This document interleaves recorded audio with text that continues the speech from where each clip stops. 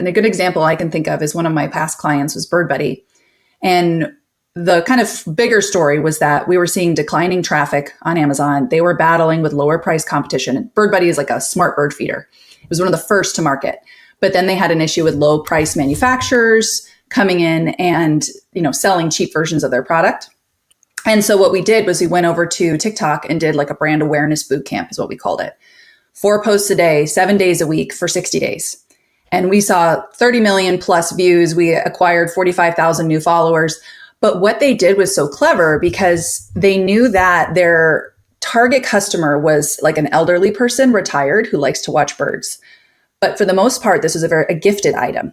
So they knew they had to go and reach the millennials and the Gen Zs who'd be giving this to their parents and their grandparents. And so they managed to do content. And I mean, check them out on TikTok. They're awesome.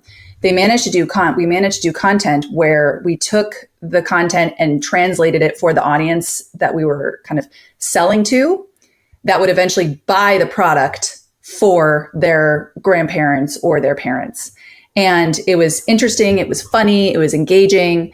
We'd have videos of birds, but then we'd be tapping into kind of trends, trending sounds, trending music.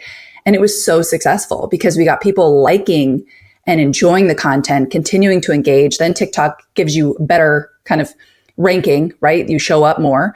And that's just, that's the strategy that's working now.